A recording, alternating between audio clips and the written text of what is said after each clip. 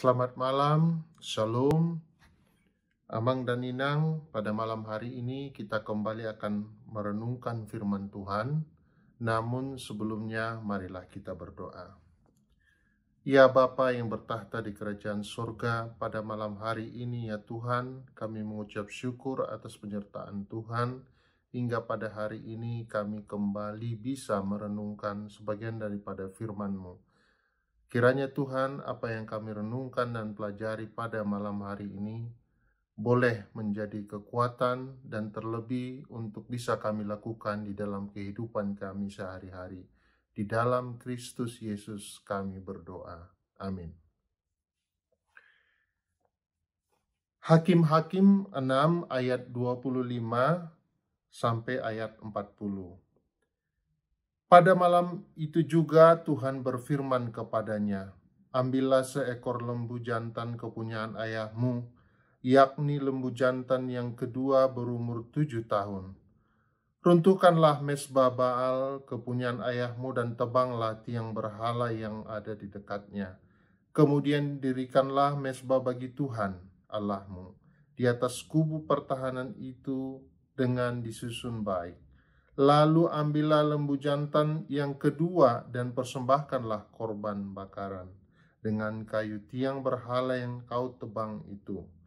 Kemudian Gideon membawa 10 orang hambanya dan diperbuatnyalah seperti yang difirmankan Tuhan kepadanya.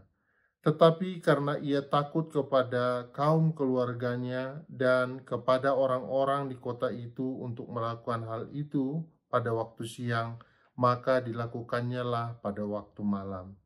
Ketika orang-orang kota itu bangun pagi-pagi, tampaklah telah dirobohkan mezbah Baal itu, telah ditebang tiang berhala yang di dekatnya, telah dikorbankan lembu jantan yang kedua di atas mezbah yang didirikan itu. Berkatalah mereka kepada yang lain, "Siapakah yang melakukan itu?" Setelah diperiksa dan ditanya-tanya, maka kata orang, "Gideon bin Yoas, dialah yang melakukan itu."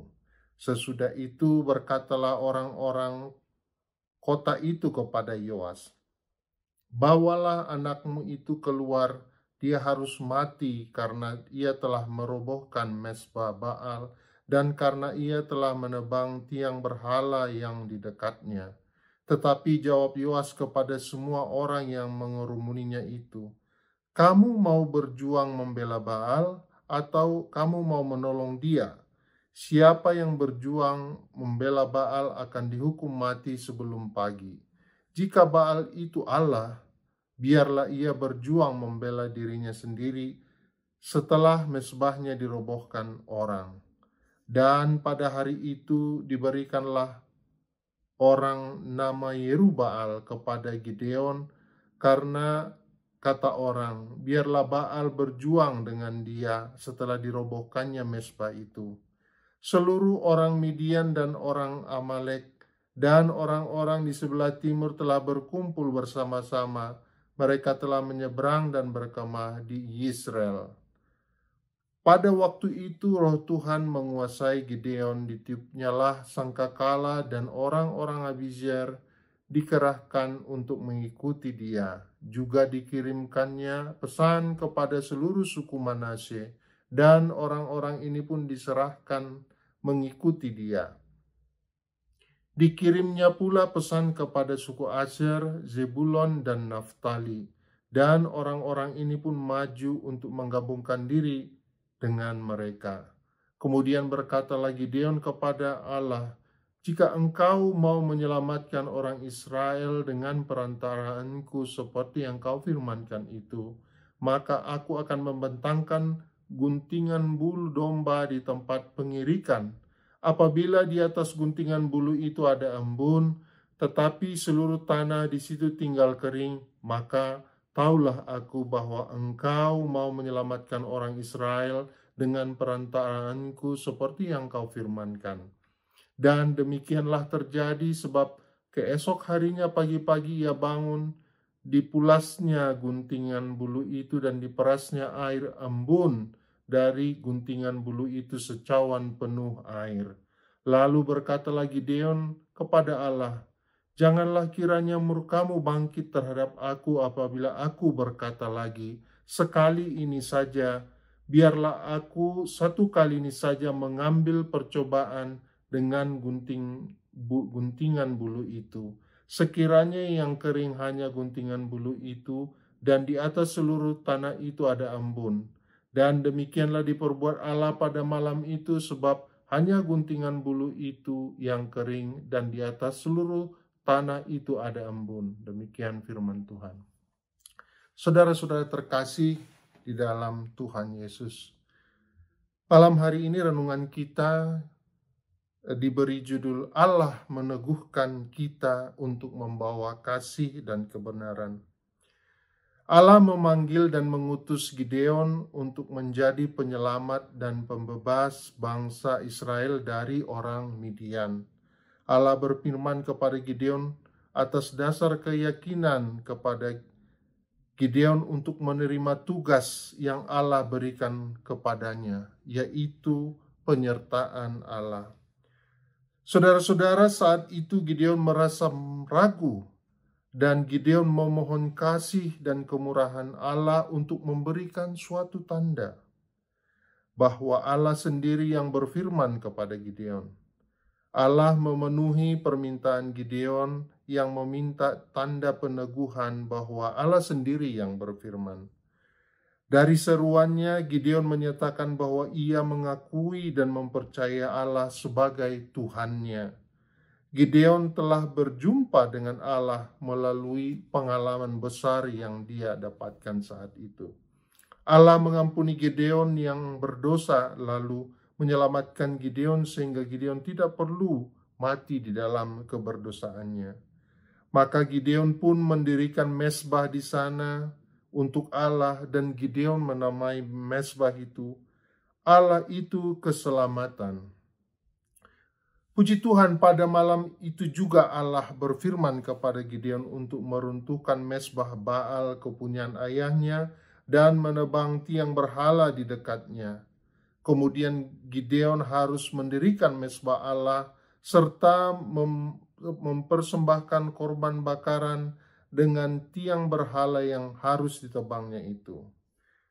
Cara yang Allah mau buat untuk Gideon menjadi penyelamat dan pembebas bagi orang Israel terhadap orang Midian bukanlah langsung pergi memerangi bangsa Midian itu, tetapi Allah ingin Gideon terlebih dahulu membereskan apa yang menjadi penyebab bangsa Israel diserahkan kepada bangsa Midian. Allah ingin Gideon mula-mula membereskan akar dosa bangsa Israel, yaitu penyembahan berhala. Itulah sebabnya Allah menyuruh Gideon menghancurkan mezbah dan membakar tiang penyembahan berhala itu. Allah ingin penyembahan berhala dimusnahkan dari kehidupan bangsa Israel. Allah ingin bangsa Israel kembali kepada Allah yang sejati dan melakukan penyembahan yang benar, yaitu menyembah kepada satu-satunya Allah yang hidup. Untuk itu Gideon harus mendirikan mezbah dan mempersembahkan korban bakaran kepada Allah. Ini adalah tanda bahwa bangsa Israel mau kembali kepada Allah dan menyembah Allah satu-satunya di dalam kehidupannya. Saudara-saudara terkasih, dari renungan itu kita bisa mengambil satu kesimpulan bahwa Allah ingin memulihkan kita. Akan tetapi jika Allah ingin memulihkan kita, maka kita harus terlebih dahulu membereskan akar dosa-dosa kita. Jadi yang pertama-tama harus kita lakukan adalah mengakui dosa kita dan bertobat. Baru Allah mengakui keberadaan kita. Saudara-saudara, ketika Gideon menerima perintah Allah untuk menghancurkan mezbah Baal, Gideon mau taat kepada Allah, maka walaupun ia pada saat itu juga merasa takut.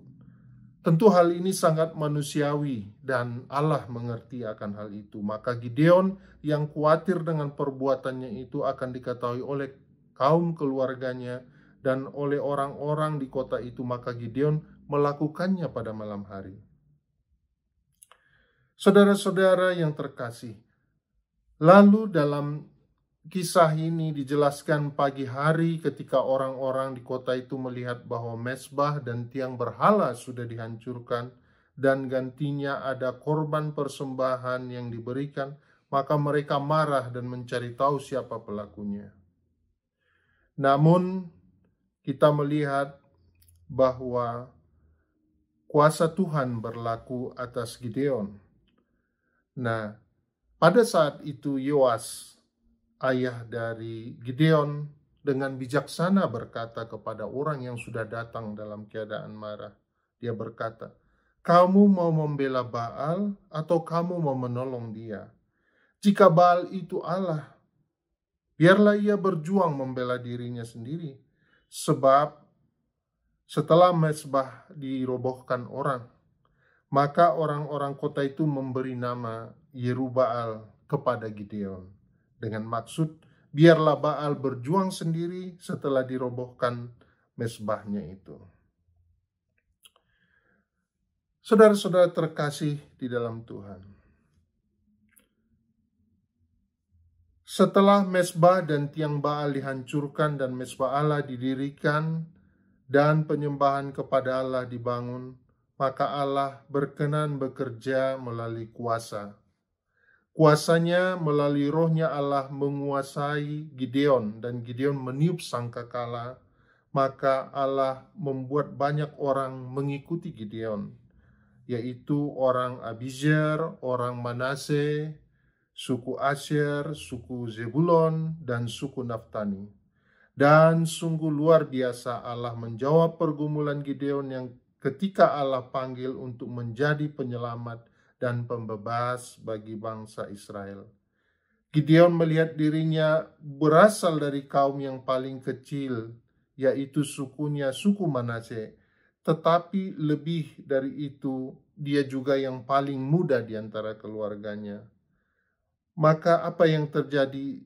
Gideon pada awalnya merasa dirinya tidak akan mungkin memimpin peperangan melawan bangsa Midian, akan tetapi kemudian dia berhasil dan membebaskan bangsa Israel. Saudara-saudara terkasih di dalam Tuhan kita Yesus Kristus, Tuhan mengerti dan Tuhan akan meneguhkan kita apabila kita dipanggil, walaupun kita dalam keadaan penuh keraguan, penuh ketakutan. Akan tetapi penyertaan Tuhan akan selalu hadir bagi kita yang mendengarkan panggilannya. Sebagai penutup, marilah kita memberikan diri kita untuk menjalankan tugas pelayanan dan juga melayani Tuhan dalam berbagai keadaan yang tidak mudah.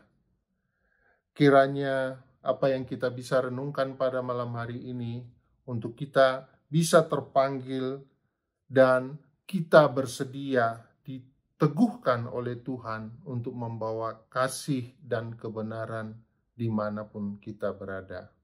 Terpujilah Tuhan, kiranya kita semua boleh mengambil bagian di dalam panggilan dan penugasan tersebut.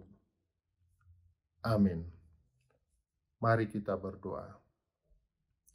Terima kasih Tuhan Yesus pada malam hari ini melalui kisah Gideon, seorang yang ditugaskan untuk membebaskan bangsa Israel. Kami boleh belajar bahwa setiap dari kami yang mendengar firman Tuhan pada malam hari ini boleh terpanggil untuk menjadi bagian dari penyampaian kasih karunia Tuhan kepada sesama kami. Bagian-bagian yang kami boleh ambil di dalam kehidupan kami, bagian-bagian yang menjadi tugas kami sebagai pengikut Tuhan, boleh kami lakukan di dalam kehidupan kami sehari-hari, apapun yang kami lakukan di dalam tugas keseharian kami. Kiranya Tuhan, malam hari ini kami boleh belajar lebih banyak lagi untuk boleh mengikut Tuhan dan melayani Tuhan di dalam kehidupan kami. Di dalam nama Tuhan Yesus kami berdoa. Amin.